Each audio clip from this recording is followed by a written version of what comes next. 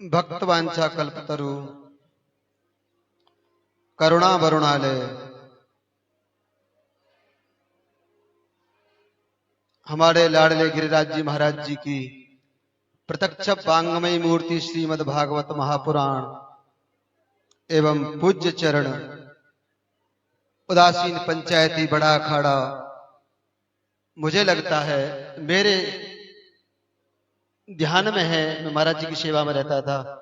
ये शायद इसी व्यासपीठ को जिस शुभ अवसर मिला है, जो हमारा कहीं 2 दिन से ज्यादा ठहरते नहीं है, चलता फिरता पूरे भारत पूरे राष्ट्र का भ्रमण करते हैं। हमारे पूज्य महाराज जी, इनके दर्शन हमें मिल रहे हैं। ये हमारे दीपक जी का पूरे परिवार का बहुत बड़ा पुण्य है। दीपक जी कह रहे थे कि गिरिराज जी की कथा का शुभारंभ कोई संत चरणों से हो, तो मुझे लगता है उस चरणों की शोभा मेरे जीवन का बहुत बड़ा उत्कर्ष होगा। और इन्होंने कहा था, मैंने महाराज श्री से निवेदन किया, महाराज श्री बहुत दूर, लेकिन महाराज जी की कृपा से पंच परमेश्वर पधार गया, बड़ी कृपा हुई है। तो मैं पंच परमेश्वर एवं समस्त संत वृंद, विद्युत जन, आचार्य, ब्राह्मण बंधु एवं मेरे भगवान गिर गोवर्धन नाथ की पावन गोद में विराजमान मेरे भगवान भागवत भगवान के परम लाडले भक्तों एवं भक्तमती माताओं, आइए भागवत की गोद में बैठ करके गोविंद के शब्द गुण का, शब्द स्वरूप भगवान का एक विग्रह अपने हृदय आकाश में विराजमान हमारे पूज्य चरण व्यास जी की महाराज जी की कृपा से हमारे हृदय आकाश में सदैव भगवान की करुणा विराजमान हो जाए। आइए हम जहां बैठे हैं, ये जगह बहुत पवित्र है। मुझे लगता है कथा 7 दिन आप लोगों ने सुनी होगी। 7 स्थानों की कथा शायद मुझे लगता है आप सुन करके नहीं, अपने जीवन में गिनती पूरी कर रहे होंगे कि हमने 7 दिन कथा सुनी। और मुझे लगता है गिरिराज जी की 7 कोष के गिरिराज जी की गोद में बैठकर और 7 दिन की भागवत के अनुष्ठान को हम श्रवण करेंगे। मुझे लगता है हमारा जैसा जीवन तो मुझे देवताओं को भी प्राप्त नहीं होगा।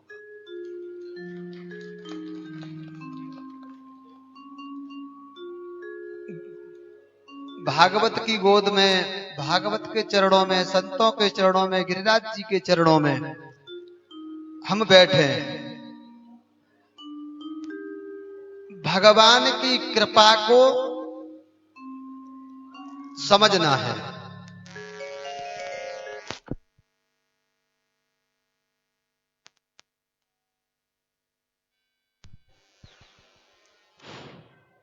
और भगवान की कृपा हमारे जीवन में समझ में आ गई ना, तो मुझे लगता है हम अपने जीवन को समझ पाएंगे।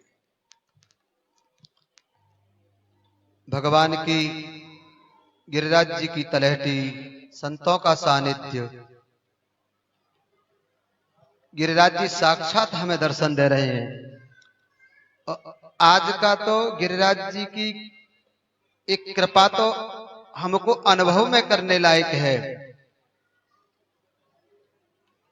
इतना बड़ा गिरिराज जी का कार्य आज शुरू होने, सब अधिकारी गिरिराज जी की तलहटी में बहुत बड़ा एक आज भगवान की सेवा का, विकास का मॉडल लेकर के नहीं और शुभारंभ कर रहे हैं। हम भगवान की गोद में बैठ करके ये अनुभव न करें कि हमारा मकान भगवान बना देंगे। हम यह ना सोचें कि हमारी दुकान भगवान चला देंगे। ये कभी मत सोचना कि हमारा भगवान कोई हमारा चिकित्सालय बनवा दें और भगवान के संतों के भागवत के गोद में बैठ करके तो कभी मत मांगना। 7 दिन की कथा श्रवण करने का जो लाभ है वो शायद हमको प्राप्त नहीं होगा। गिरिराज जी की गोद में बैठ करके कभी दीर्घ जीवन मत मांगना। क्या करेंगे दीर्घ जीवन मान करके? कभी दीर्घ जीवी हम लोग ना बने, हम दिव्य जीवी बन जाएं। हमारा जीवन थोड़ा रहे लेकिन दिव्य जीवन होना चाहिए। भगवान की गोद में बैठ करके कभी भवन नहीं मांगे। भवन शायद भोग ही मांगते हैं। और हमारे भगवान को भवनों से बड़ी नाराजगी है, क्योंकि भगवान भागवत में वर्णन है, भगवान तो वन प्रिय थे, इसलिए तो योगेश्वर थे भगवान।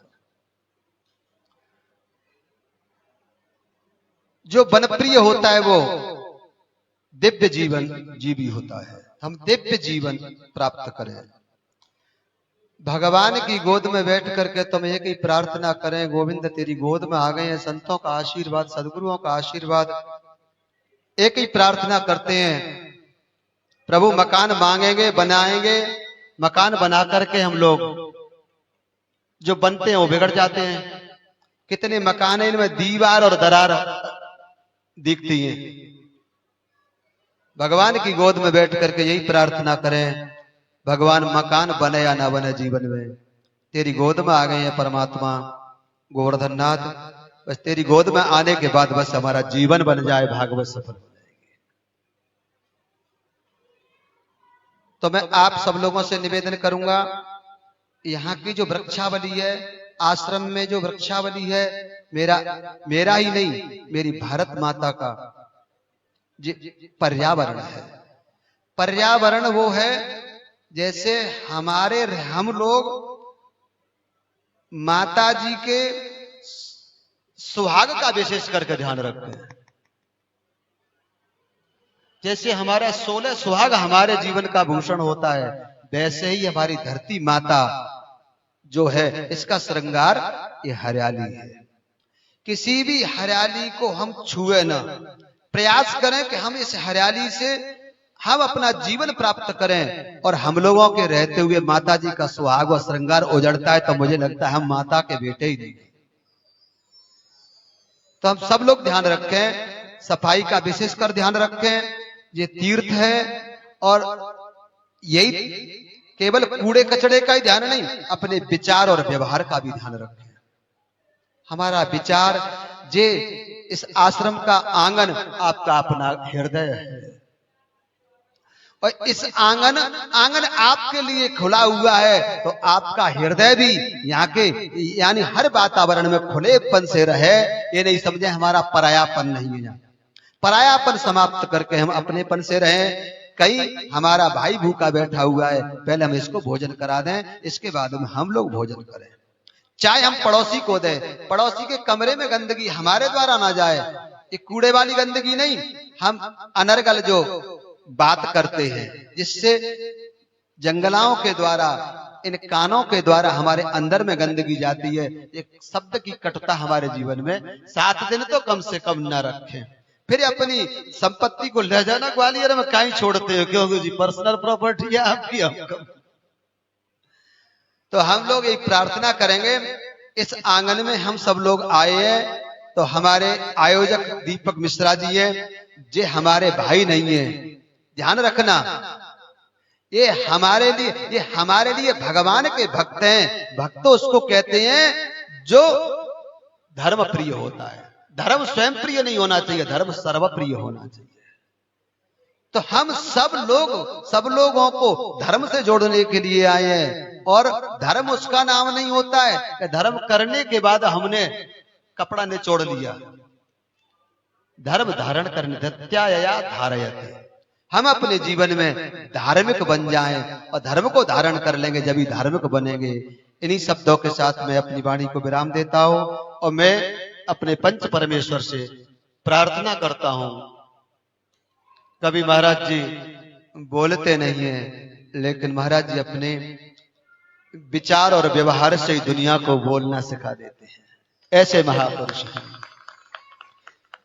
कभी आप लोगों ने देखा नहीं होगा कि हमारा पंच परमेश्वर कहीं की पेपर में या कहीं मीडिया में कहीं भी कुछ नहीं, बिल्कुल साधना। सब हमारे जितने भी निर्माण देवता हैं, देखो कभी आप घूमते हुए नहीं देखोगे इधर उधर। इस समय पे भी पंच परमेश्वर की आज्ञा हो जाएगी जब ही निकल करके आएंगे। इतनी मान मर्यादा में रहने वाला हमारा अखाड़ा परिषद। महाराज आप लोगों ने अखाड़े को क्या सिखाया है, और अखाड़े की जो चरण है ना, ये चरण पूरे भारतवर्ष में भ्रमण करते हैं, और पूरे भारतवर्ष में इन चरणों का भ्रमण करने का मतलब होता है कि कहीं पर भी इनके चरण पधार लेते वहां प्रकाश हो जाता है। ये हमारे 250 वर्ष हो गई भ्रमणशील जमात को, और 13 अखाड़े की जमात चलती थी महाराज जी, और आज केवल 250 वर्ष से केवल हमारा उदासीन पंचायती अखाड़ा, इनका कहीं कोई डेरा नहीं है। आज यहाँ भिक्षा किया, कल दूसरी जगह, कहीं रहने को नहीं मिलता, तंबू लगा करके रहते हैं, लेकिन नियम है कि हम चलते ही रहेंगे। ये किसके लिए? कि हमारे यहाँ पे धर्म की कृपा ध्वजा हमेशा फहरती रहे। मैं आदरणीय व्यास जी महाराज से प्रार्थना करूंगा, ये आंगन आपका हृदय है, और इस हृदय रूपी आंगन में भगवान को खूब झूला झुलाना, और झूला झुलाना शुरू कर दिया है तो झूला को उतारना मत, चलते ही रहने। बोलिए रमण बिहारी लाल की जय। आइए मैं पंच परमेश्वर के चरणों में प्रार्थना करता हूं कि अपने आशीर्वचन इस परिवार पर, इस प्रांगण में प्रदान करें। इनका जीवन सदैव मंगलमय और भगवत में, करुणा में, संत सेवा में बन जाए। जय श्री कृष्ण।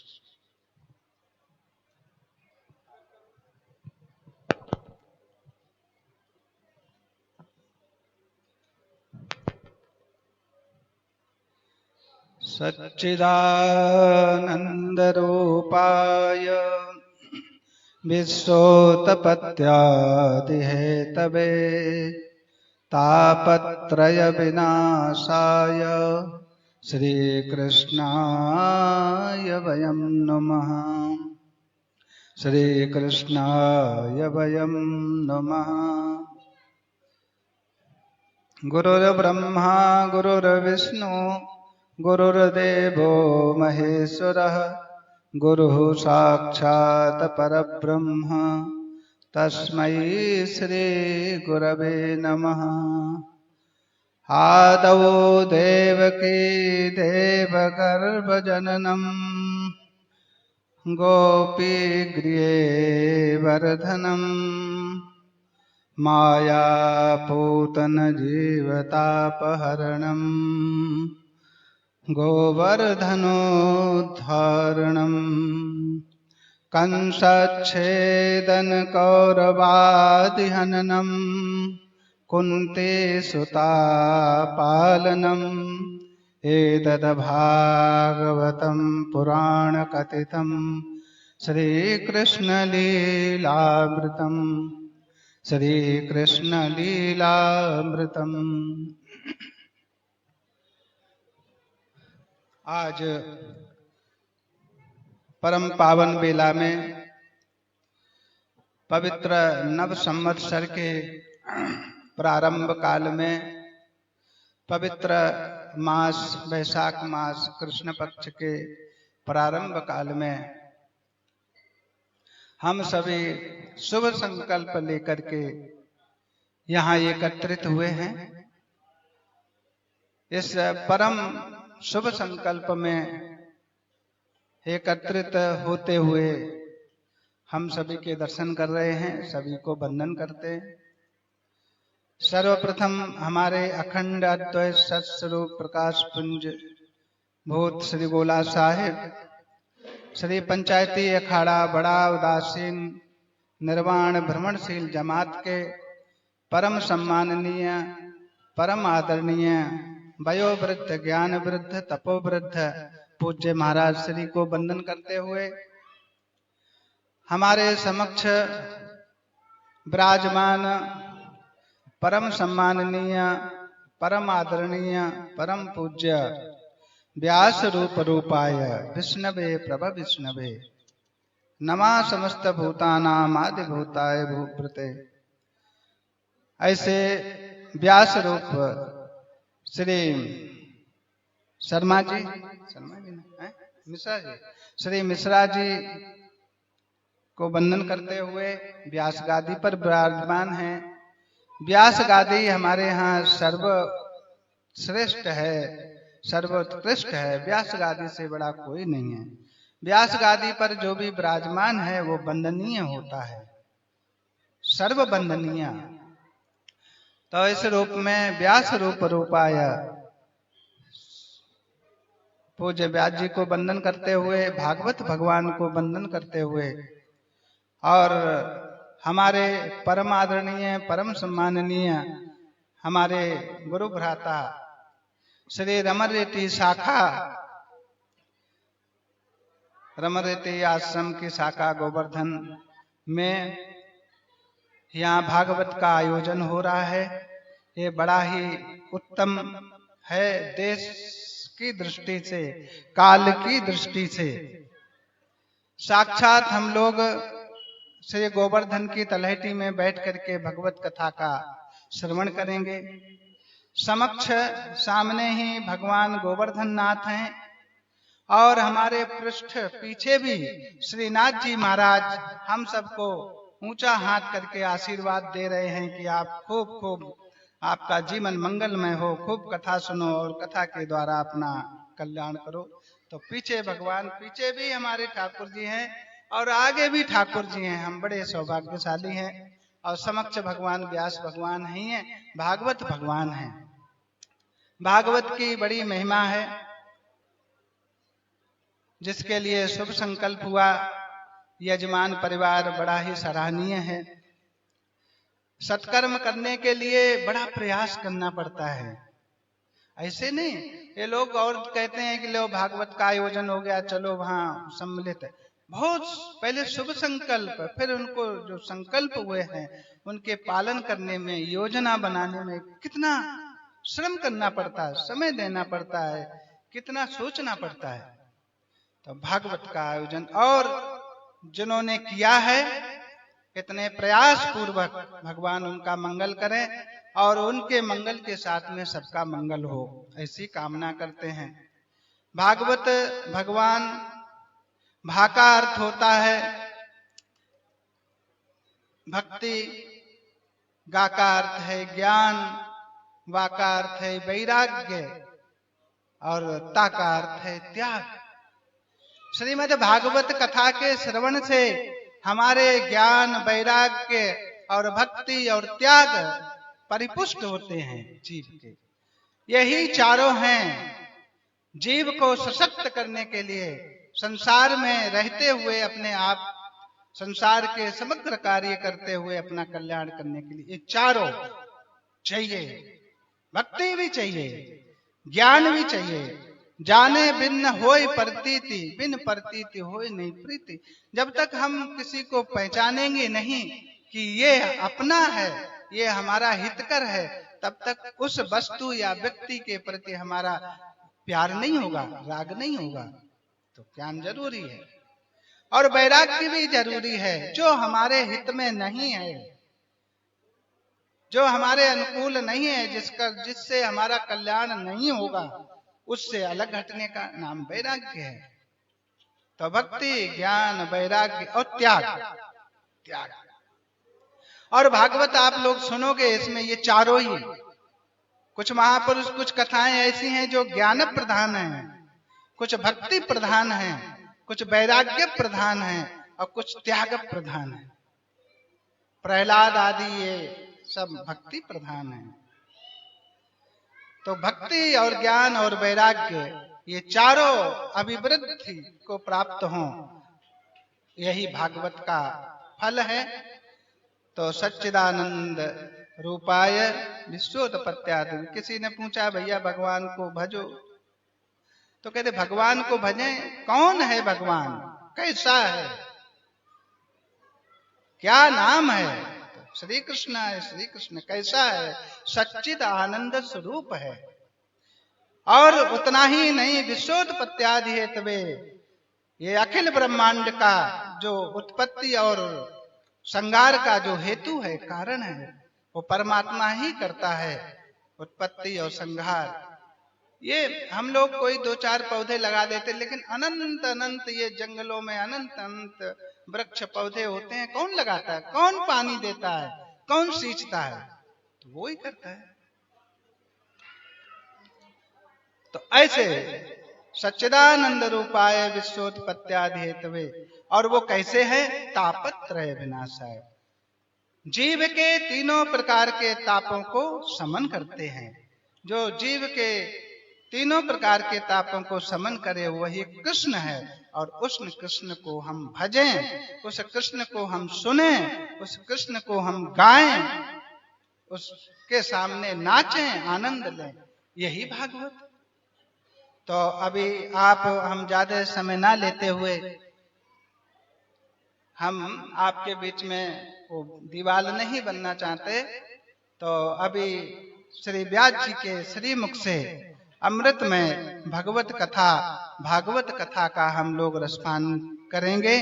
हाँ, और हम लोग भी यहाँ हैं, सुनेंगे सब लोग बड़े आनंद से, और सुनने के बाद में हृदय में कुछ थोड़ा बहुत आए, थोड़ी बहुत अंदर भी चींटे जाएं, ताकि अंदर भी ठंडक हो। इस तरह से कथा सुननी है। और कथा सुनने के केवल उतना ही नहीं, हमारे यहाँ कहते श्रवण, मनन और निधिध्यासन। कोई भी चीज सुनने के बाद में फिर उसका मनन करो, क्यों ये कहा है, इसका मतलब क्या है, कैसे होगा, मनन और फिर निधिध्यासन, तब वो जो है कथा का फल हमको ठीक ठीक प्राप्त होता है। हम सबको कथा, इतनी दूर से सब कुछ छोड़ करके आए हुए हैं, घर द्वार परिवार सब, यहाँ सप्त दिन यहाँ निवास करेंगे, तो कुछ ना कुछ बदलाव आए। श्री गिरिराज जी की तलहटी में बैठ करके इस तरह से कथा सुननी है। इन्हीं मंगल कामनाओं के साथ हम अपनी वाणी को विराम देते। हरि ही ओम। ठाकुर हमरे रमण बिहारी, हम हैं रमण बिहारी के। ठाकुर रमण बिहारी, हम हैं रमण बिहारी के। ठाकुर हमरे रमण बिहारी, हम हैं रमण बिहारी के। ठाकुर हमरे रमण बिहारी, हम हैं रमण बिहारी के। बोलो भागवत भगवान की जय हो। श्री व्यास जी महाराज की जय हो। श्री गोवर्धन नाथ की जय हो। संत समाज की जय। भक्त समाज की जय। जय जय श्री राधे।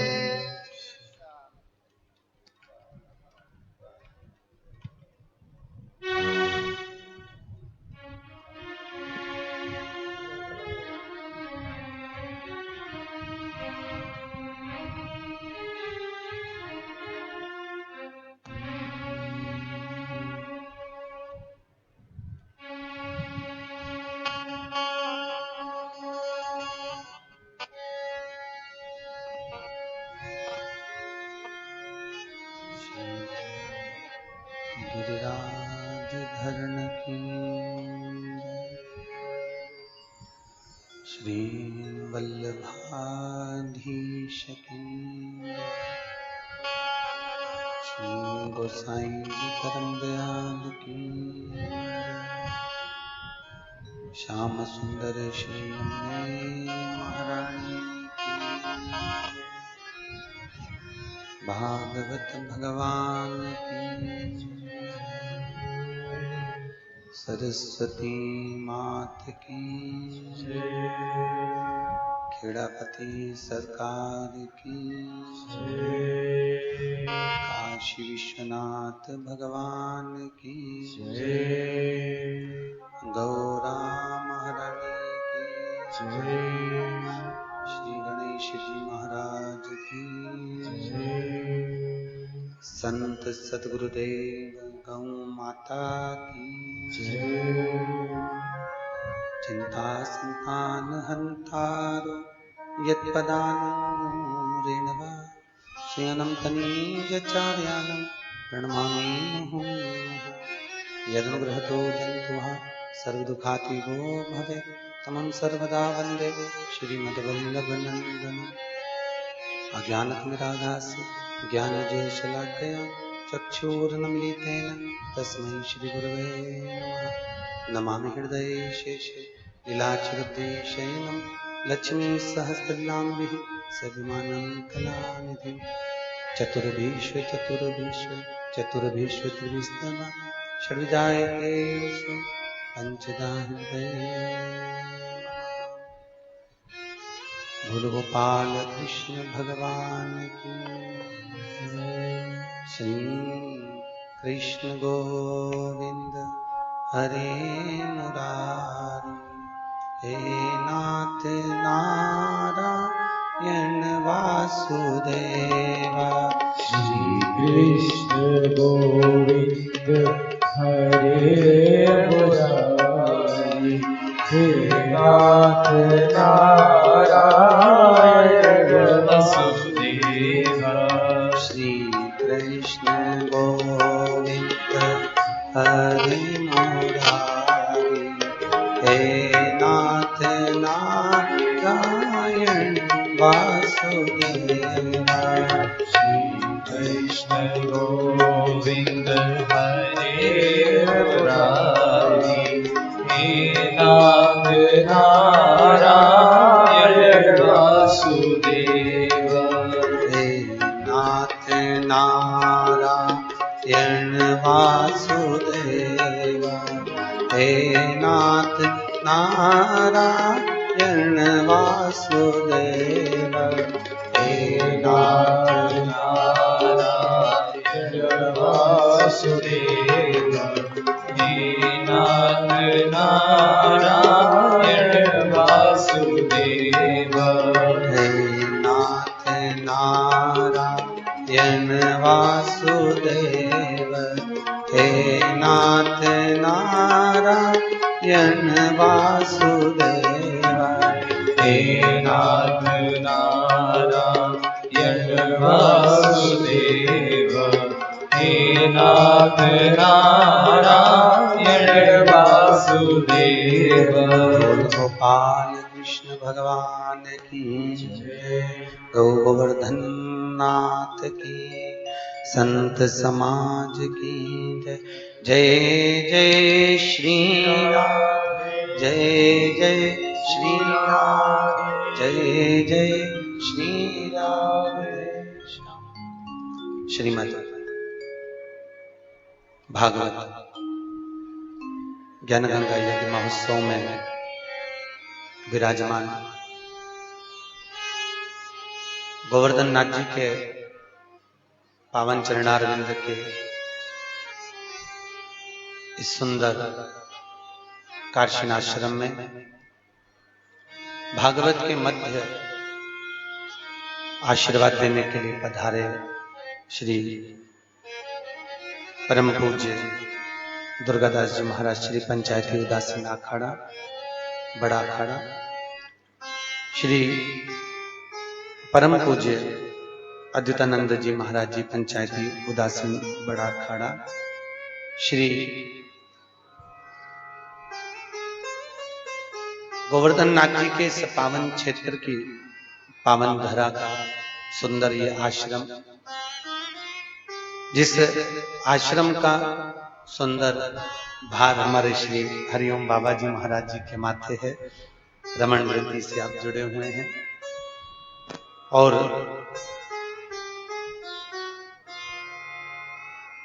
इस पुनीत आयोजन में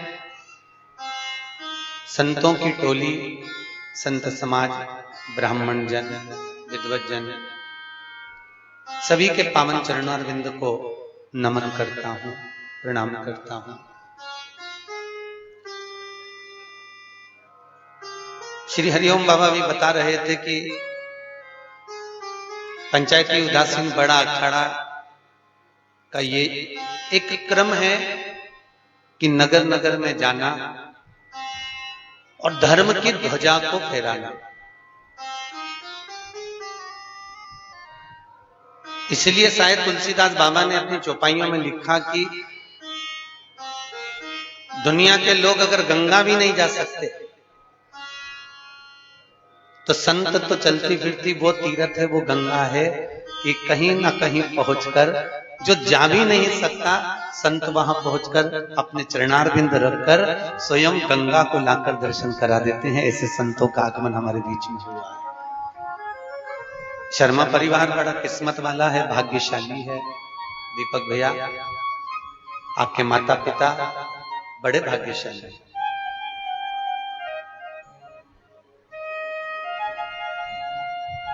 महाराज श्री के चरणों को नमन करता हुआ बताना चाहूंगा, ये दीपक भैया कथा श्रवण करने के लिए शुक्रताल आए थे 3-4 साल पहले, और गुड़ियाएं थी, लाला नहीं था। पर कहीं हरिओम बाबा तो बोले कि मांगना नहीं चाहिए, पर शुक्रताल में ऐसा भाव प्रकट हुआ कि लाला हो तो व्यासपीठ से ठाकुर जी ने ऐसी विनती कर दी कि गोवर्धन नाथ जी की परिक्रमा करो, जितनी लगा सकते हो लगाओ, कहीं ना कहीं गोवर्धन नाथ जी दे ही देगा, ये पक्का है, छोड़ेगा नहीं। और ऐसी गिरिराज जी की लगन लगी। दीपक भैया यही आश्रम से जुड़े रहे, महाराज श्री रमन रति वाले महाराज श्री से जुड़े रहे, हरिओम बाबा से जुड़े रहे, तो कथा का क्रम भी इसी आश्रम में रखा। तो ऐसा जुड़ाव हुआ और गिरिराज बाबा ने झोली भी भर दी और सब कार्य सफल भी करा। और सत्यता तो यह है कि भगवान धन तो सबको देता है, धन सबको प्रदान करता है, पर धन के साथ में मन देना भूल जाता है। पर दीपक भैया आप भाग्यशाली हैं, पंचायती उदासीन बड़े अखाड़े के संत, आप तो एक संत को बुलाना चाहते थे, यहाँ तो पूरा अखाड़ा उठकर आ गया है। ये कृपा हुई, ये कृपा स्वयं ठाकुर जी करा है, और गोवर्धन नाथ जी की कृपा बिना कुछ होता नहीं। इतने संतों का आशीर्वाद मिलना प्राप्त हुआ इस गिरि गोवर्धन नाथ जी में, और बड़े सहज और बिल्कुल सत्य कहा हरिओम बाबा ने कि जब तक स्वामी जी की आज्ञा नहीं हो, जब तक कोई संत अपने कमरे से, अपने कक्ष से बाहर भी नहीं निकलता। अखाड़े का नियम इतना प्रबल, और ऐसा ही नियम अपनी जिंदगी में होना चाहिए कि अपने जैसे आज्ञा ना हो तब तक अखाड़े के कोई संत बाहर नहीं आते, अपने पूजन में, अपने भजन में, अपनी तल्लीनता में लगे रहते हैं। ऐसा नियम अपनी जिंदगी में धारण करो कि हम 7 दिन यहाँ आए हैं तो भगवत चर्चा करें, भगवत स्मरण करें और भगवान की कथा का स्मरण कर कर अपने जीवन को धन्य बनाएं। स्वामी जी से मैं विनती करूंगा, जितनी देर आपको बैठना हो बैठना, नहीं तो आप विश्राम करिएगा। तो कथा के क्रम को अपन आगे बढ़ाते हुए आज बड़े आनंद का विषय है, इस पुनित पावन प्रागण्य में रमन रति वाले महाराज जी का इस सुंदर आनंदमय, स्वामी जी बोल रहे थे, आगे गोवर्धन नाथ जी, पीछे श्रीनाथ जी बैठे हैं, अपना हाथ ऊंचा कर कर झाला दे दे कर बुला रहे हैं, किसी भी रूप में आओ तो मेरे पास आओ। तो जिस पुराण को हम श्रवण करने के लिए बैठे हैं, ये पुराण कोई साधारण सी नहीं है। 7,39,00,000 शब्द, 335 अध्याय और 12 स्कंद का अपार समुद्र, और ना जाने जिंदगी में ना जाने कितनी कथाएं सुनी होंगी, और टीवी के माध्यम से जो लोग अपने घर बैठकर श्रवण कर रहे हैं, आपने भी ना जाने अपनी जिंदगी में कितनी कितनी कथाओं को सुना होगा, कितनी कितनी कथाएं श्रवण करी होगी। पर जीवन में केवल यहां से श्रवण करा और यहां से निकाल दिया, बचा कुचा था तो कपड़े से झटकार दिया, और घर पहुंचे तो घर वालों ने पूछा कथा में गए थे क्या लेकर आए हो, तो क्या महाराज जी जो कथा बाजी थी वो तो वहीं छोड़िया, केवल एक प्रसाद का दोना हाथ में लेकर आए। बोल सतगुरुदेव भगवान।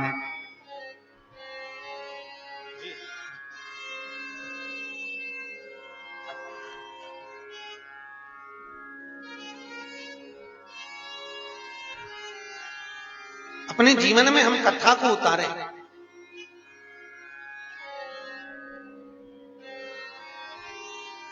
7,39,00,000 शब्द में से 335 अध्याय में से 12 स्कंद में से कोई शब्द अपने जीवन में हम ऐसा धारण करें कि वो हमारे जीवन को सार्थक करे, हमारे जीवन को आनंदित करे।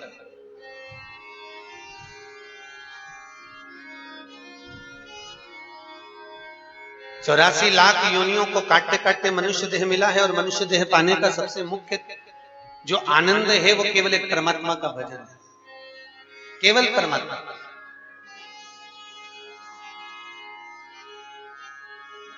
ना जाने अभी छुट्टियों के दिन चल रहे हैं, आप लोगों ने भी विचार करा होगा, कितना सोचकर बैठे होंगे छुट्टी लगी है कहीं घूमने चलेंगे अपने बच्चों के साथ।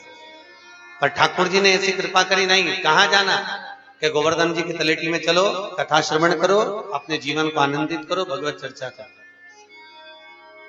अपने जीवन में इस कथा रस तत्व को उतारो। और गोवर्धन नाथ जी के चरणारविंद में कथा श्रवण करने का जो सौभाग्य मिला वो साधारण नहीं।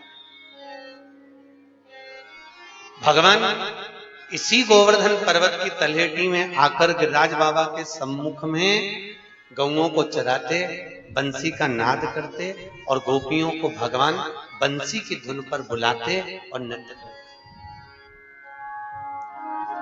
कहीं बंसी का नाद कर ठाकुर बुला रहा, भगवान बंसी का नाद कर आपको यहां पर एकाग्रित करने का प्रयास कर रहे हैं। उसी तरह जैसे भागवत तत्व एक ऐसा तत्व है जिस तत्व को श्रवण करने के लिए, भागवत रसबिंदु को ग्रहण करने के लिए जैसी सूचना मिलती है कि भागवत जी हो रही है, अपन दौड़कर भगवान के चरणारविंद में भाग चले। महाराज जी, एक बार रामकृष्ण परमहंस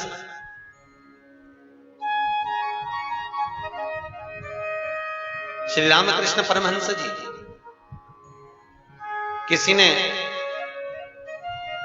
श्री रामकृष्ण परमहंस जी पधार रहे थे और जब आए तो बहुत सारे लोग इकट्ठे होकर रामकृष्ण परमहंस जी के पास जाकर बोले, गुरुदेव एक प्रश्न।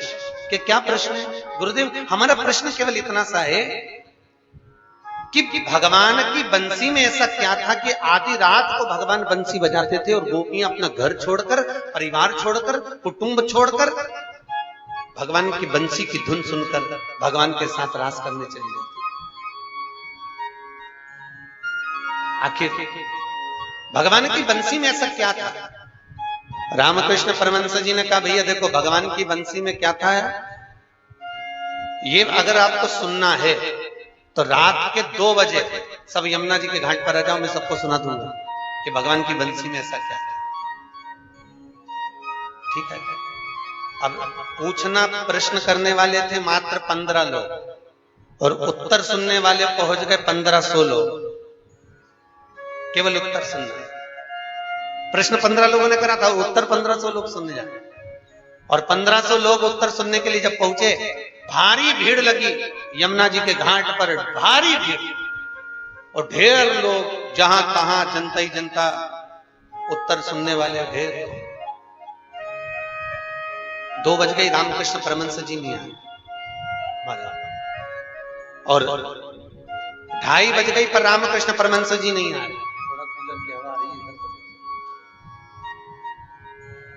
3 बज गई पर रामकृष्ण परमहंस जी नहीं आए। सुबह का ब्रह्म मुहूर्त के समय पर रामकृष्ण परमहंस जी आए। 1500 क्या 2000, 2500, 3000 लोगों की भीड़ लगी और रामकृष्ण परमहंस जी आए तो सबने खड़े होकर एक ही प्रश्न करा, महाराज जी बताओ कि इस बंसी में है क्या जो भगवान बंसी बजाते थे और गोपियां दौड़कर चली आती थी, आखिर भगवान की बंसी में ऐसा क्या है? ऐसा क्या है?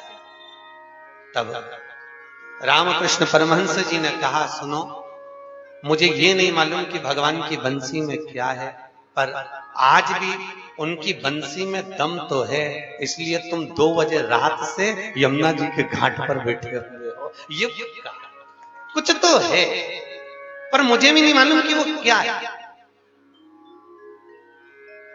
कई बार हमसे प्रश्न करते हैं, महाराज जी भागवत जी में क्या है? कई लोग एक बार सीहोर में सुन लिए, सुखताल सुन लिए, नेमिशरण सुन लिए, क्यों दीपक भैया, और बचा कुचा था। तो कई लोग भगत लोग ऐसे हैं, कहीं अहमदाबाद से, कहीं छत्तीसगढ़ से, कहीं सीहोर से, कहीं खंडवा से, कहीं खरगोन से दौड़ दौड़ के यहाँ गए। आखिर भागवत में है क्या?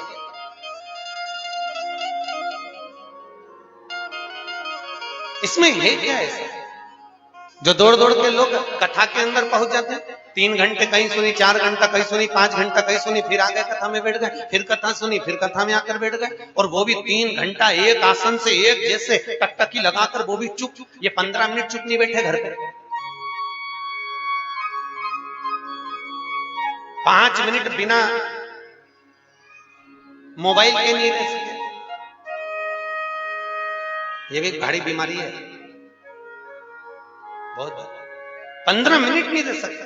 और वो कथा में एक टकटकी लगाकर परमात्मा की कथा का रसोपान करना, भगवान की कथा को श्रवण करना, ये कितना कठिन है। बहुत महाराज, तो आखिर ये भागवत में है क्या? और ऐसा नहीं है भागवत सबके घर में हो, रखिए कि नहीं रखिए? अरे बोलो तो है ना सबके घर में। और दीपावली पे हर साल कबाड़ा बेचते हो? अरे बोलो तो सही, जम के बोलो। ऐसे गुमशुदा तलाश के अंदर की तरह मत बैठो जैसे किसी ने मार ठोक के बिठाया। अच्छे प्रसन्न चित्त बैठो। है?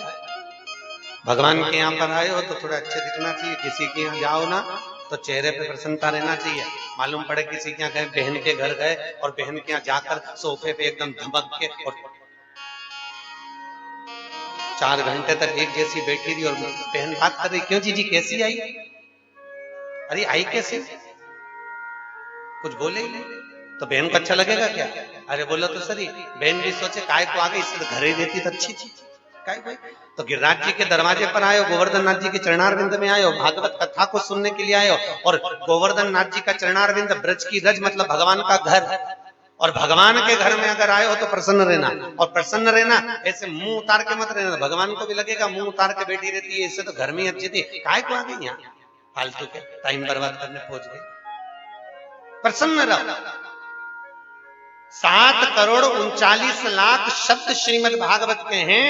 हर शब्द में प्रश्न और उत्तर का संवाद है राजा परीक्षित और श्री सुखदेव जी महाराज। कभी सुखदेव जी महाराज ने राजा परीक्षित से कुछ पूछा तो कभी परीक्षित ने सुखदेव जी महाराज से पूछा। महाराज 7 दिन तक निरंतर 24 घंटे हर पल हर घड़ी बार बार सुखदेव जी ने राजा परीक्षित से पूछा था, परीक्षित तुझे प्यास लगी हो पानी पिया, परीक्षित तुझे भूख लगी हो भोजन कर ले। परीक्षित कहता है गुरुजी मुझे ना तो भूख लग रही है ना प्यास लग रही है। क्यों? क्योंकि कथा रस तत्व को इतना ग्रहण कर रहा था कि चित्त कहीं जाता ही नहीं, चित्त वहां पहुंचता ही नहीं। एक बार अगर आपका मन कथा में लग गया, और बहुत कठिन है साहब, पहला दिन कथा का, कथा में मन लगाना बहुत कठिन, क्योंकि तुम इतने दिन से क्या है तुम्हारा टाइम बंधा हुआ था, काय का खाया पिया सो, ये टाइम बंधा तुम्हारा। बस सवेरे भोजन बनाया, बर्तन मांजे और जल्दी से भोजन बना के दोपहर का समय हुआ और सोए, और सोने के बाद 4 बजे उठे, चाय बनाई और छोरा छोरी के 2-4 फटका चिल्ला चोट करी और फिर कुछ खाया पिया और फिर शाम की तैयारी, शाम के खाया पिया ने सोने की तैयारी। तुम्हारा नियम बना हुआ। अब किसी के नियम को तोड़कर, अब नियम का टूटा क्योंकि भोजन तो कर लिया, पर वो कुंभकर्ण की धर्म पत्नी निंद्रा देवी आएगी तो सही, ऐसा नहीं है कि थोड़ी बहुत नहीं आए तो कहीं इधर से बाजू मारेगी, कहीं इधर से बाजू मारेगी, सुलाने का प्रयास करेगी, हवा का झोंका आएगा, कूलर की हवा चलेगी, कहीं ठंडी हवा पीछे से आएगी, एक आध झपकी तो दिलाएगी। पर कौन से दिन? पहले दिन। पर किसी ने भी सोच लिया कि भले आ जाए पर इसको झेलूंगी नहीं, फिर तो पहले दिन तो थोड़ा भारी पड़े तो कई रामदेव बाबा का 4-5 आसन भी लगा ले तो कैसे भी बस वो 3 घंटा। और पहले दिन जिसका चित्त ठाकुर के चरणारविंद में लग गया, फिर ठाकुर जी कहते हैं उसको कथा में बैठने में दिक्कत नहीं होगी। क्यों? क्योंकि मैं उसके अंदर आकर बैठ जाता हूं और कथा का रसपान मैं स्वयं करता हूं, मैं स्वयं श्रवण करता हूं। फिर उसको नहीं करता सुख क्यों? तो भागवत जी किस किस के घर में है? जल्दी बोलो, हाथ तो उठाओ। है ठीक है। दिवाली पे कबाड़ा बेचते हो? अरे बोलो तो सही, बेचते हो? रद्दी बेचते हो? अखबार वगैरह पुस्ता मुस्ता बेचते हो? पुरानी मैगजीन बेचते हो? किताब मिताब बेचते हो? सब बेचते हो। बच्चों की कोई कॉपी वॉपी वो भी बेचते हो, कोई किताब पढ़ी है वो भी बेचते हो। पर ईमानदारी से बोलना, तुम्हारे घर में कितनी पुरानी भागवत रखी हुई है? कभी बेचने का मन में विचार आया? अरे बोलो तो सही। नहीं पढ़ी, मन करा 2-4 दिन नियम बनाती, 2-4 पेज पढ़ती, उसके बाद नियम फिर टूट जाता। कई करूं महाराज, हमारे तो टाइम ही नहीं मिला। फिर नियम लिया फिर टूटा, फिर नियम लिया फिर टूटा। ऐसे कईयों के भागवत तो धरी पर पूरी, अरे हिलाई दो, पढ़ी कि नहीं पढ़ी? रखी, पढ़ी रखी, भले वो रखी है, भले नहीं पढ़ी है, घर में रखी हुई है, धूल भी चढ़ गई किसी किसी में, पर बेचने का मन आज तक नहीं हुआ। क्यों? क्योंकि भागवत तत्व एक ऐसा तत्व है, क्योंकि स्वयं भगवान कृष्ण कहते हैं, लोग मुझे मथुरा, वृंदावन, गोकुल, बरसाना, बद्रीनाथ, केदारनाथ, यमुनोत्री, गंगोत्री, जहां कहां ढूंढने के लिए जाते हैं। भगवान कहते हैं अगर मुझे पाना है तो कहीं ढूंढने जाने की जरूरत नहीं है, भागवत के पंडाल में जाकर बैठना, भागवत के रूप में मैं स्वयं विराजमान मिलूंगा। तो जिसके घर में भागवत रखी है उसके घर में स्वयं कृष्ण बैठा हुआ, स्वयं स्वयं होना चाहिए। हम कहां कितने दिन की भागवत है? 7। आज कौन सा दिन है? भागवत कितने दिन की? 7 दिन की। विवाह हुआ तो फेरे कितने डले?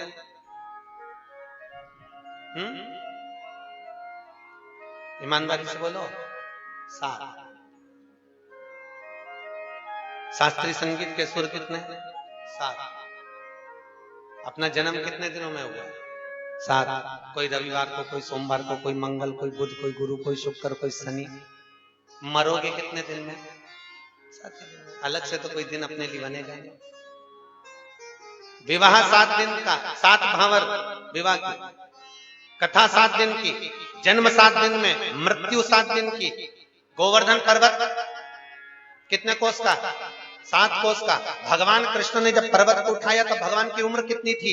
7 वर्ष की। भगवान कृष्ण ने पर्वत कितने दिन तक उठाया उंगली पर? 7 दिवस तक। 7 के आंकड़े को पकड़कर बैठो, और 7 ही दिन अपनी जिंदगी के हैं।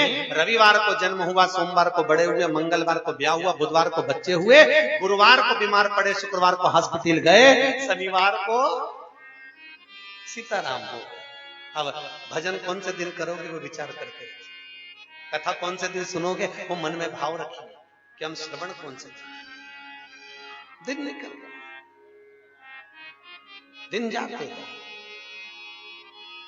इसलिए तो शास्त्र कहता है कि कलयुग केवल नाम आधारा, सुमर सुमर नर उतर पारा।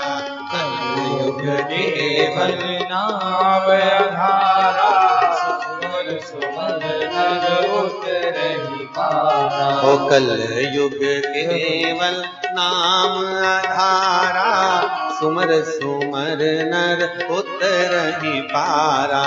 कलयुग केवल नाम आधारा, सुमर सुमर नर उतर पारा। ओ मंगल भवन या मंगल हारी, द्रवहु सुदशरथ अजर बिहारी।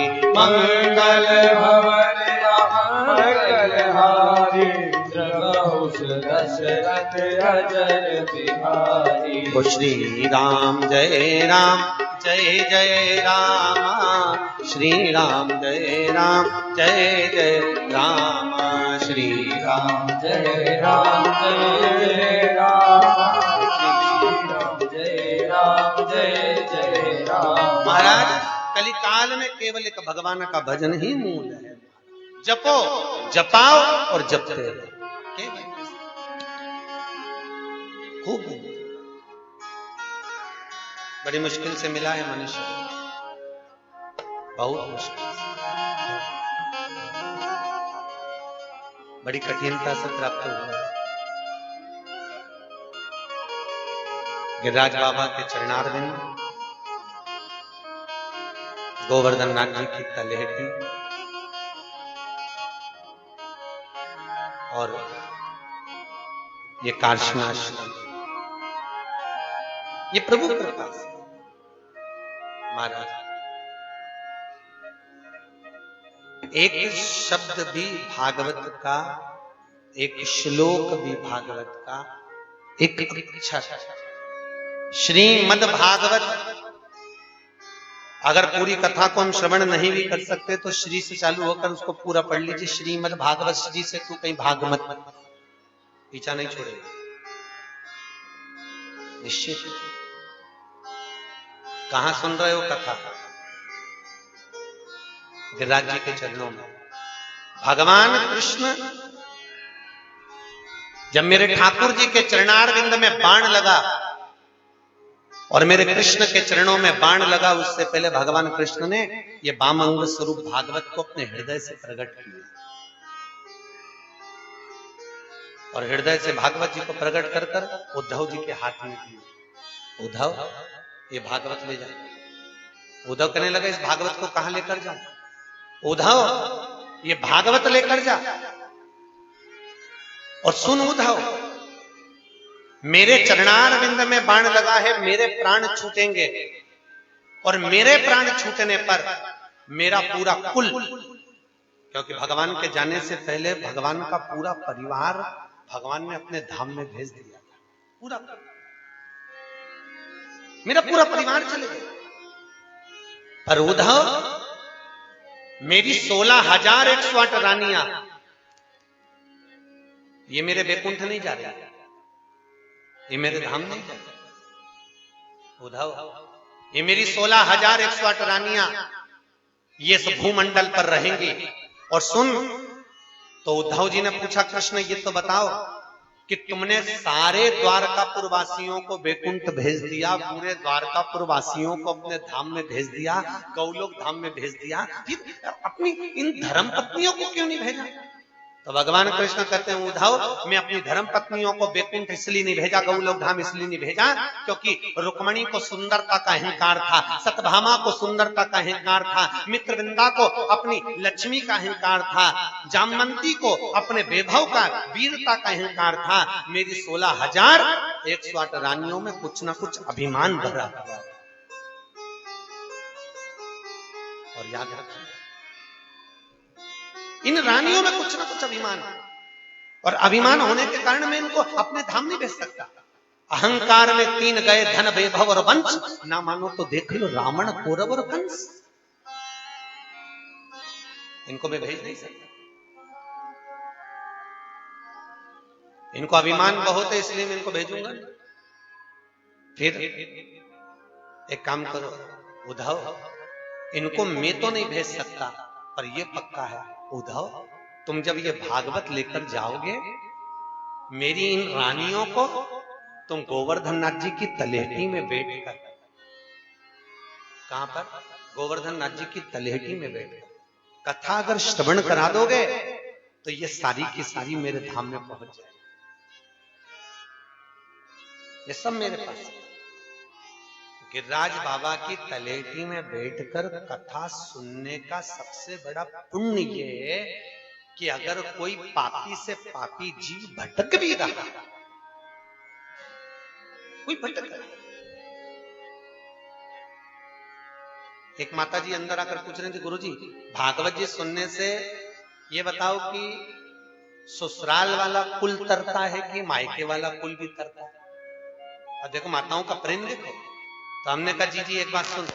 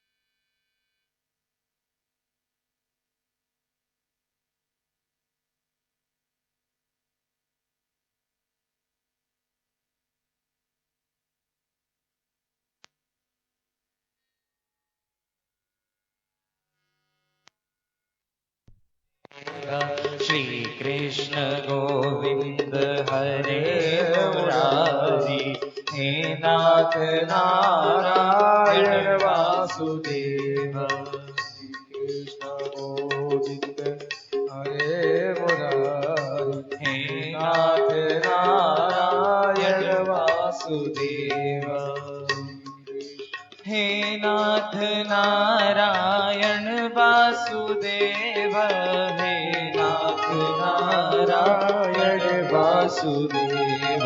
श्री कृष्ण गोविंद हरे मुरारी, हे नाथ नारायण वासुदेव। श्री कृष्ण गोविंद हरे मुरारी, हे नाथ नारायण वासुदेव। जय श्री राधे। महाराज, इन रानियों को अगर कोई परम पद प्राप्त होगा तो वो केवल भागवत से ही। एक काम करो, आप भागवत जी को लेकर जाओ और भागवत महारानी को लेकर जाओ और इस भागवत को मेरी इन रानियों को श्रवण कर। महाराज, आप लोग गिरिराज जी की परिक्रमा करे होंगे तो गोवर्धन नाथ जी की परिक्रमा में कुसुम सरोवर के पास में उद्धव मंदिर आता है, जहां पर श्री उद्धव जी महाराज ने भगवान कृष्ण की 16,108 रानियों को श्रीमद् भागवत कथा श्रवण की और रानियां उस कथा को श्रवण कर कर कर अपने नेत्रों से भगवान की लीला का गुणानुवाद श्रवण कर कर कर नेत्रों से नीर बह रहा था, श्रवण शक्ति से श्रवण कर रही थी और नीर बहते बहते पानी के बहने के निशान पर सारी रानियां धीरे धीरे कर कर भगवान के धाम को जाने लगी। स्वयं यमुना जी भी जा रही थी। इतने में श्री उद्धव जी ने कहा, नहीं नहीं यमुना, आप मत जाओ, यमुना आप रुको। यमुना जी ने कहा, मैं भगवान के धाम को जाना चाहती हूँ, गौलोक जाना चाहती हूँ, मैं तो ठाकुर जी के साथ में रहना चाहती हूँ, फिर मुझे मना क्यों कर रहे हो? इतने में उद्धव जी ने कहा, यमुना जी अगर आप भूमंडल पे से चली जाओगी तो जिन्होंने कथा को श्रवण नहीं करा उनके हृदय में भक्ति का संचार कैसे हो? यमुना, भक्ति तो आप ही दे सकती हो, इसलिए यमुना जी आप रुको। तो भगवान उद्धव जी के कहने पर यमुना जी पृथ्वी पर रही, भूमंडल पर रही और भूमंडल पर यमुना जी विराजमान हुई। सारी रानियां धीरे धीरे कर कर भगवान के धाम को गईं। भगवान कृष्ण ने वाम अंग स्वरूप जो श्रीमद् भागवत कथा उद्धव जी को दी थी, उद्धव जी उस भागवत को लेकर गोवर्धन जी में कथा का श्रवण कराए और गिरिराज बाबा की तलेटी में कथा को सुनाने के बाद उद्धव जी उस पोथी को लेकर बद्रिकाश्रम को चले। जब बद्रिकाश्रम की ओर अग्रण्य हुए, बद्रिकाश्रम की ओर लेकर जब जाने लगे तो बद्रीनाथ जी ले जाते उद्धव जी महाराज को रोक लिया अलकनंदा नदी, और अलकनंदा नदी जो बद्रीनाथ जी में बहती है, अलकनंदा रोक कर बोली, ए उद्धव, तुम भागवत लेकर जा रहे हो? हाँ उद्धव, इस पुराण को तो हमको भी सुनना है। उद्धव जी ने कहा, सुना तो दूं, मना नहीं है, क्योंकि ये तो श्रवण करने के लिए, पर बताऊं क्या आपको, अलकनंदा तुम इतनी शोर करती हो, बहते बहते कलकल की ध्वनि करती हो, इतना आवाज करती हो, इतना आवाज करती हो कि मैं तुम्हें कथा सुनाऊं तो सुनाऊं कैसे? एक बात अपनी जिंदगी में याद रखो, भागवत को श्रवण करने के लिए बैठो और बाजू में अगर कोई बात भी कर रहा है ना, सबसे पहले उसके चरण छूकर उसको प्रणाम कर कर बोलो कि अगर तुझसे बन सके तो सुन, नहीं तो यहां बैठकर बात मत कर। क्यों? हम अपना ग्वालियर छोड़कर, अपना घर छोड़कर, अपना परिवार छोड़कर, मेरे घर के लोग सोच रहे होंगे 3 घंटे कथा में बैठी है, भजन कर रही होगी, और मालूम पड़े मैं तेरी मेरी करने में लगी हूं, तो मतलब क्या? तो इसका सार क्या?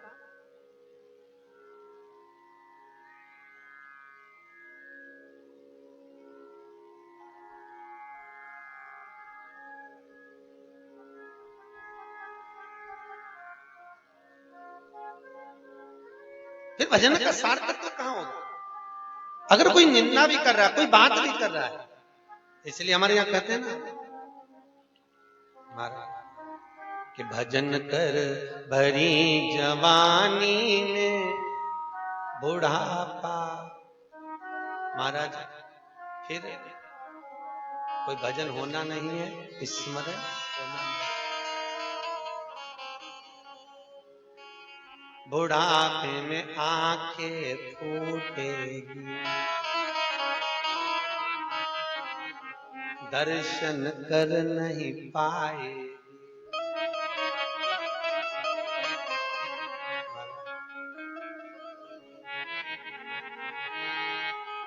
इसलिए भजन कर भरी जवानी में बुढ़ापा बिगड़ने वाला है। भजन में, स्मरण में, चित्त में, चिदानंद में, वृत्ति में। अच्छा ईमानदारी से बोलो, आज से 20 साल पहले, अगर 15 साल पहले आप आए होंगे तो गिरिराज जी की परिक्रमा लगाए होंगे। अरे बोलो तो सही, किस किसने लगाई है 15-20 साल पहले परिक्रमा लगाई है? 10 साल पहले, 8 साल पहले, 4 साल पहले, 3 साल पहले, जिसने लगाई हो लगाई? पैदल लगाई थी ना पैदल? भले थोड़ा चले, 2 किलोमीटर, 3 किलोमीटर, 4 किलोमीटर चले तो सही ना। और आज तुमसे कोई कह दे कि परिक्रमा लगा, चलो, ओ बाप, ये घुटना, कमर, शरीर, अब कहां से? अब तो गोवर्धन नाथ जी से तुम विनती करके ये कह सकते हो कि उस समय हमने तेरी परिक्रमा लगाई थी, अब हम यहां तक आ तो गए, पर अब परिक्रमा बने नहीं, इसलिए काम कर तू खुद ही हमारे पास है। अब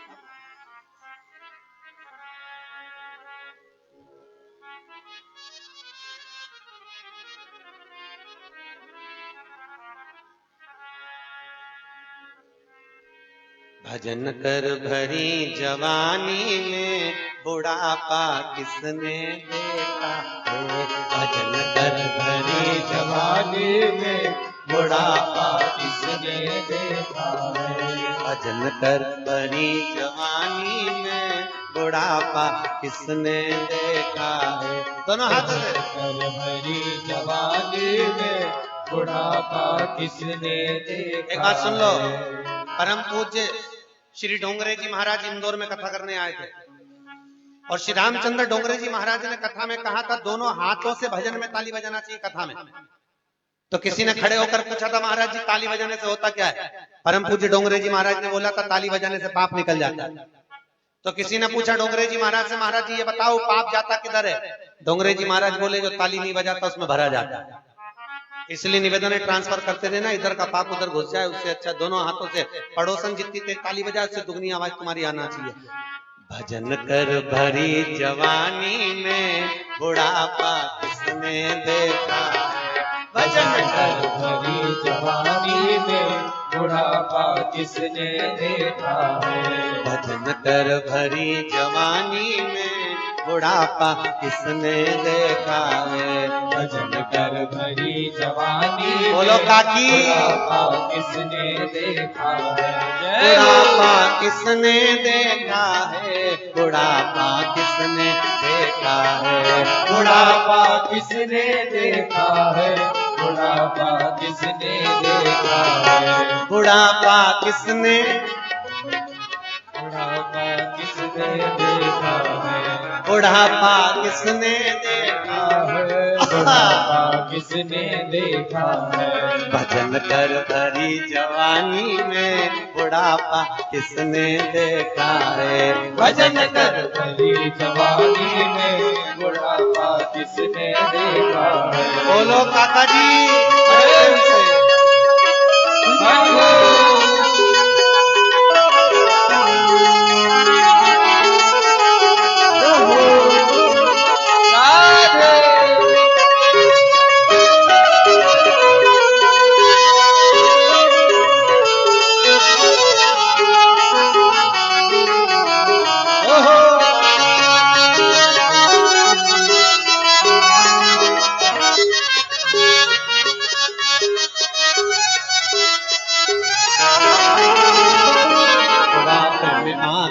फूटेंगी, बुढ़ापे में आंखें फूटेंगी, बुढ़ापे में आके फूटेंगी, बुढ़ापे में आके फूटेंगी। तरस कर भरी जवानी में बुढ़ापा किसने देखा है, तरस कर भरी जवानी में बुढ़ापा किसने देखा है, बुढ़ापा किसने देखा है, बुढ़ापा किसने देखा है, बुढ़ापा किसने देखा है, बुढ़ापा किसने देखा है। कई लोग सोच के बैठे थे 7 दिन की कथा है, 22 तारीख को चालू होगी, 25 को जाऊंगा, मतलब इसको पक्का है कि 25 तक जिंदा रहेगी। और भागवत कहती है तो 1 मिनट का भरोसा नहीं है, भागवत करी 1 क्षण का भरोसा नहीं है।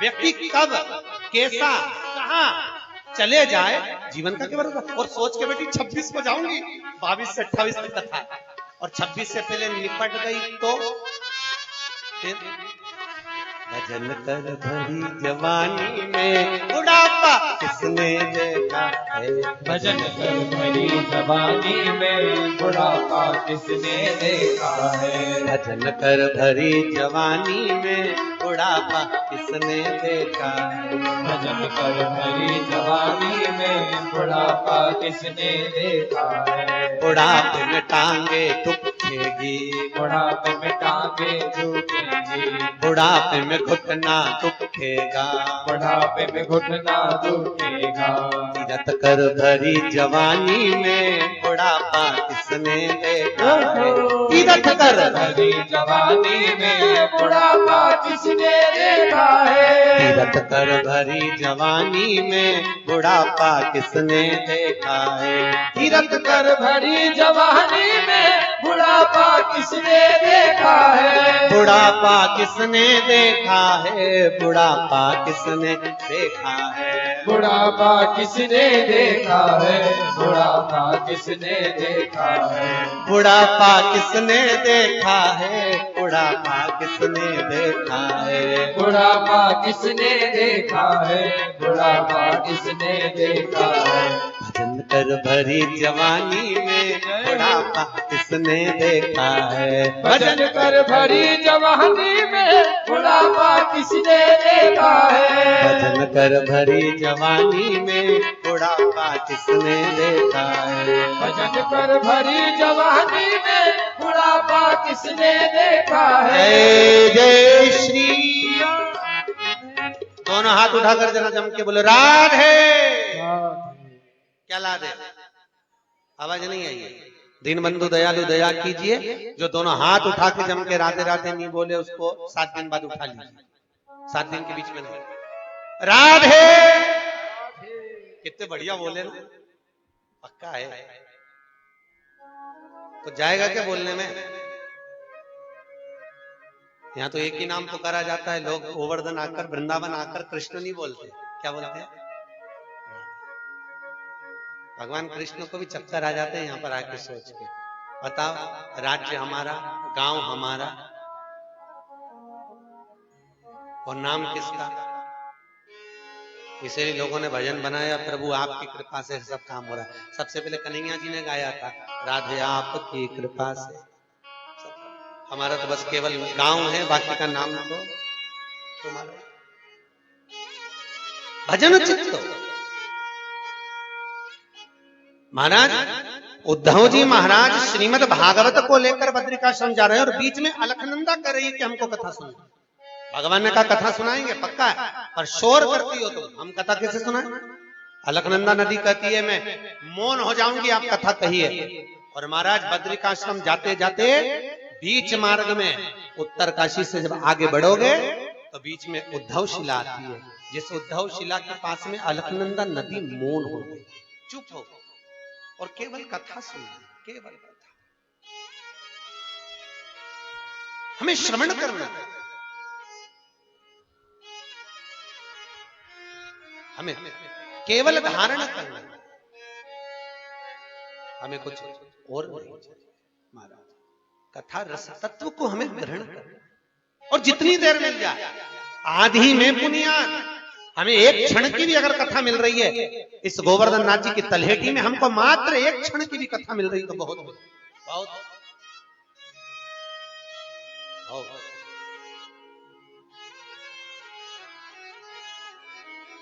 उतना ही 7 दिन की कथा।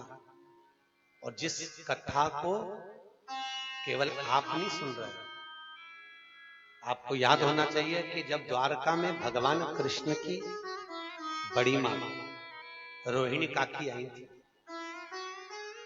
तो रोहिणी जी जब द्वारका में पहुंची तो भगवान कृष्ण की रानियों ने रोहिणी माता को रोक लिया और माता रोहिणी से कहा, मां हमें कथा भगवान कृष्ण की बाल लीलाओं का चित्रण करिए, हमें भगवान कृष्ण की लीलाओं को सुनाइए।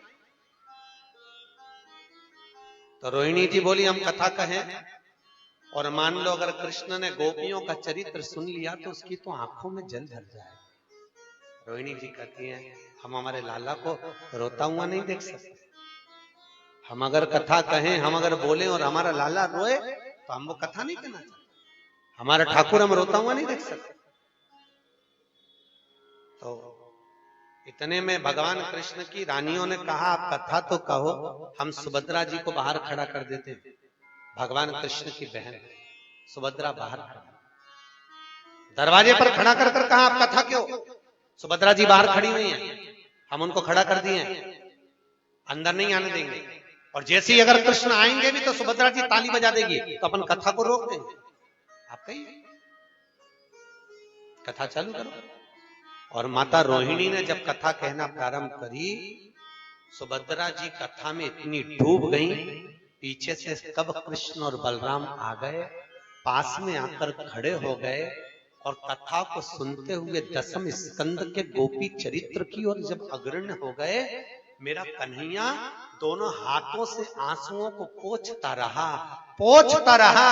पूरी भागवत में कन्हैया आंसुओं को पोंछता रहा, तो मेरे कृष्ण के आंख पोंछते पोंछते हाथ ही गल गए। इतना रोया कृष्ण उस भागवत के रसास तत्व के सुख को ग्रहण कर हाथ गले। इतने में देवऋषि नारद आकर खड़े हो गए, वाह प्रभु, बीच में सुभद्रा, एक तरफ बलराम, एक तरफ आप, वारे जगदीश, वारे जगन्नाथ, ये आपका विग्रह और आपके हाथ कहां गए? नारद जी को चिंता लगी, आपके हस्त कहां है? इतने में बलदाऊ जी ने कहा, मेरा कृष्ण गोपियों का चरित्र सुनकर रो दिया और रोकर आंखों को पोंछने के लिए उसके हाथ गल गए। इतना रोया, इतना।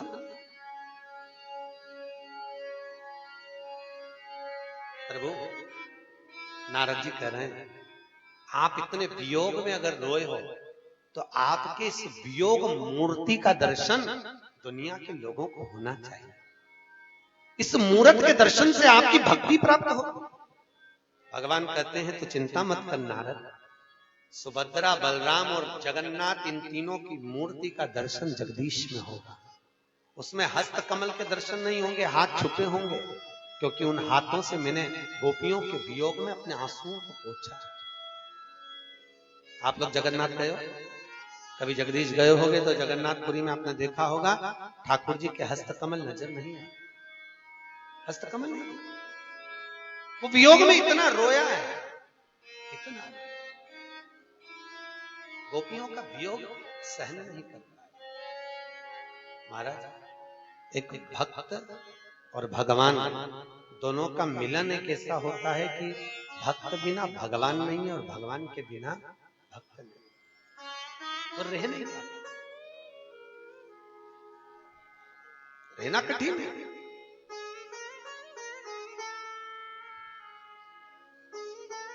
बहुत। और भगवान किस समय ज्ञान को उपज दे, भगवान किस समय ज्ञान की मुद्रा को प्रबल कर दे, उसका कोई ठिकाना नहीं। राजा भर्तरी की कथा सुनी होगी आपने, उज्जैन गए हो कभी?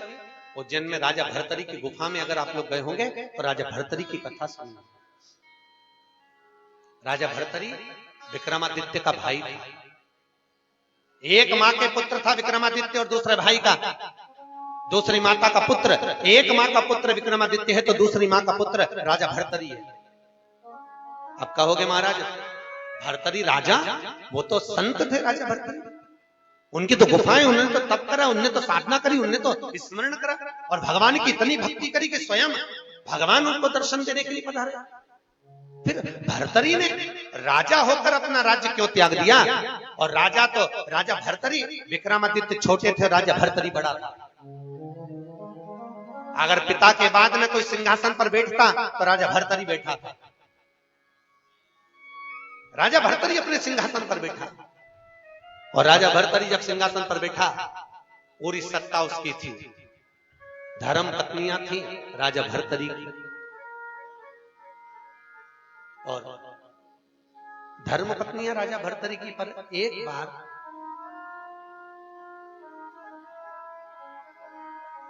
एक पिंगला नाम की एक वैश्या, उसको मालूम पड़ा राजा भर्तरी के पास में बहुत धन है, तो पिंगला ने राजा भर्तरी को प्रेम के जाल में फंसाया और विवाह कर लिया। राजा भर्तरी पिंगला के हो गए। राजा भर्तरी की इतनी धर्म पत्नियां थी, सारी धर्म पत्नियों ने विचार करा कि हम इतनी सुंदर सुंदर, फिर इसके चुंगल में, ये पिंगला के चुंगल में कैसे फंस गया? राजा भर्तरी फंस गया। अब तो राजा भर्तरी पिंगला को बहुत प्रेम करे, पिंगला उसके साथ में रहे, भर्तरी आनंद में रहे। समय निकल गया, कई साल निकल गए, कई साल।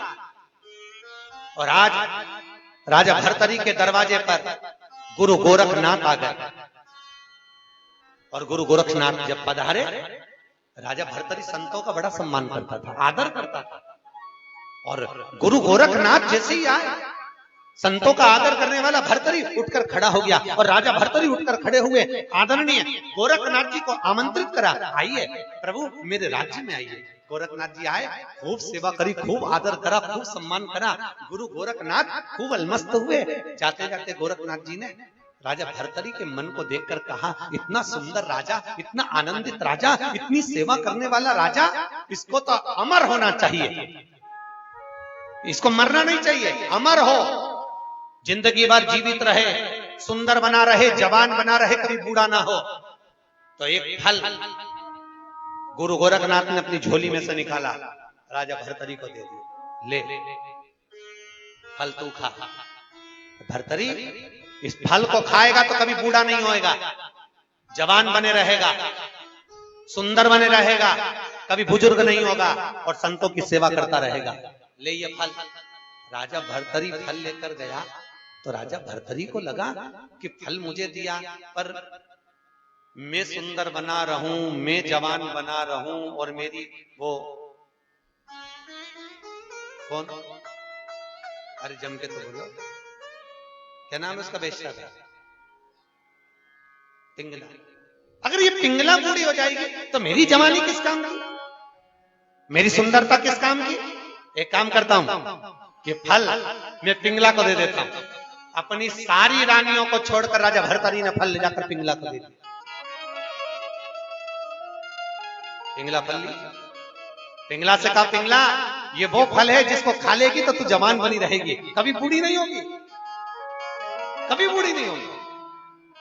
पिंगला ने फल लिया, तो पिंगला फल लेकर गई। उसने विचार करा, मैं जवान बनी रहूं और मैं जिसको चाहती हूं वो बूढ़ा हो जाए तो मतलब क्या? पिंगला राजा के महल में जो सैनिकों का सरदार था, सेनापति था, उसको चाहती थी। तो उसने सोचा इस फल को मैं खा लूं और वो सेनापति बूढ़ा हो जाए और बुढ़ा दिखे, अच्छा नहीं दिखे तो भी अच्छा नहीं। एक काम करती हूँ, ये फल मैं सेनापति को दे दूंगी। पिंगला फल लेकर सेनापति को दे। अब सेनापति को फल दिया तो सेनापति ने सोचा फल तो मैं खा लूंगा, पर मैं जवान हो जाऊं, मैं सुंदर दिखूं, पर मैं तो सबसे ज्यादा चाहता हूं तो एक राजभवन के पास में वेश्यालय है और उस वेश्यालय में जो वेश्या रहती है उसको चाहता हूं। ये पिंगला को नहीं चाहता, पिंगला इसको चाहती थी और ये दूसरी वेश्या को चाहता था। फल लेकर राजा भर्तरी कब हो सेनापति वेश्या क्या फौज में, अरे सुनती है, ले ये फल। वेश्या ने पूछा ये क्या है? फल। इसको खाने के बाद तो कभी बूढ़ी नहीं होगी, जवान बनी रहेगी, ये ऐसा फल है। वेश्या ने फल लिया, सेनापति तो चले गया, पर वेश्या के मन में आया ये फल की जरूरत मुझे क्या? मेरी पूरी जिंदगी गलत काम करते करते निकल गई, ना जाने कितनों के मैंने घर फोड़ दिए, ना जाने कितनों को मैंने बर्बाद कर दिया। अगर इस फल की सही जरूरत है तो मेरे नगर के राजा को है। और राजा भर्तरी अगर इस फल को खाएगा तो जवान बना रहेगा, जवान रहेगा, बूढ़ा नहीं होगा, और बूढ़ा नहीं होगा तो पूरे नगर को, पूरे राज्य को अच्छे से चलाएगा। वो वेश्या फल लेकर राजा भर्तरी के पास पहुंच गई। महाराज ये फल आप खा लीजिए, आप बूढ़े नहीं होगे, आप जवान बने रहोगे। राजा भर्तरी ने फल देखा कि ये फल तो वही है जो मैंने पिंगला को दिया था। तेरे पास कैसे पहुंचा? उसने कहा मुझे तो सेनापति ने दिया। सेनापति को बुलाया, तेरे पास कैसे पहुंचगा? तो क्या पिंगला ने दिया। पिंगला को बुलाया, तूने इसको क्यों दिया? तो सारा चरित्र जब सामने आया, राजा भर्तरी की आंख में आंसू भर गए कि वाह रे मनुष्य, वाह, जो केवल लूटने में लगा हुआ है, कपट करने में लगा हुआ है, केवल छल करने में लगा हुआ है। राजा भर्तरी ने सोचा सारी रात सत्ता विक्रमादित्य में तुझे देता हूं और मैं गुफा में बैठकर भगवान का भजन करता हूं। क्या मतलब था जी? कमाया कमाया कमाया कमाया, बाप ने कमाया छोरे को दिया, छोरे ने कमाया अपने छोरे को दिया, उसने कमाया उसको दिया, और जिंदगी भर कमा कमा कर मर गए, पर भगवान का भजन कभी नहीं किया। तो भगवान भी सोचा फिर पाया काहे मनुष्य जन्म, किसे लिए?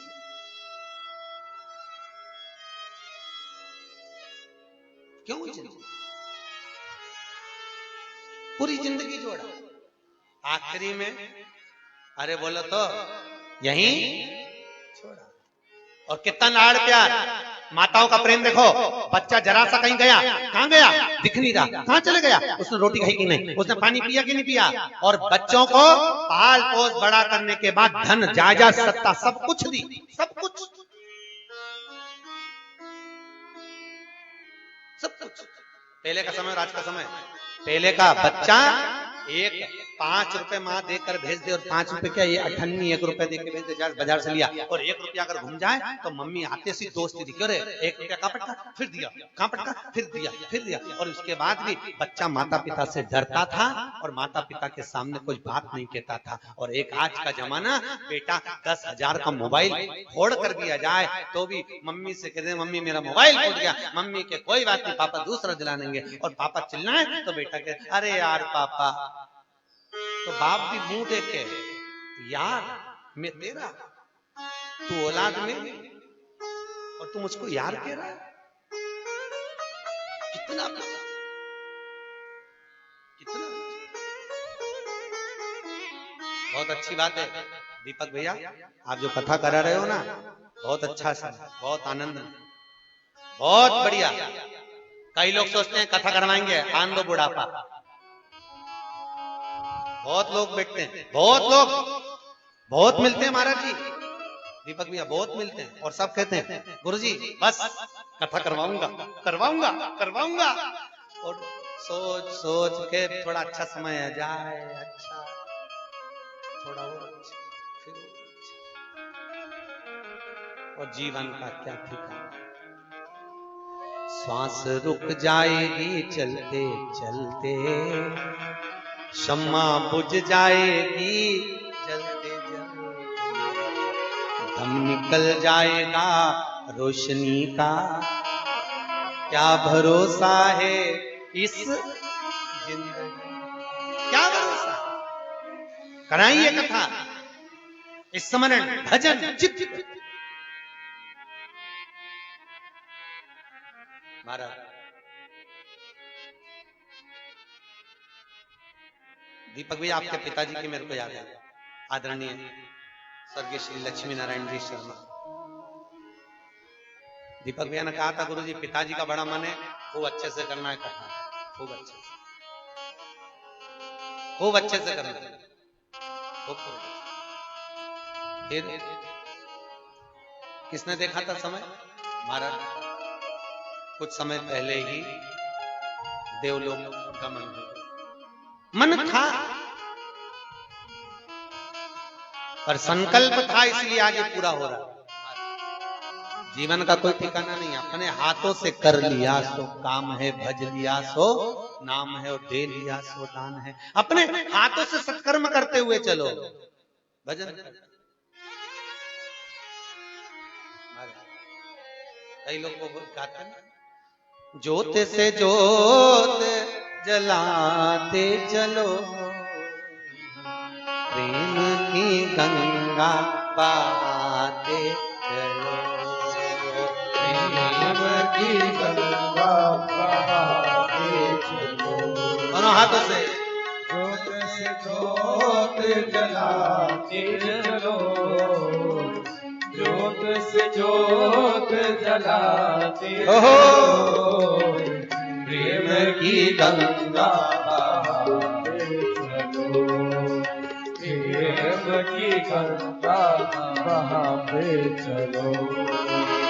राह में आए जो दीन दुखी,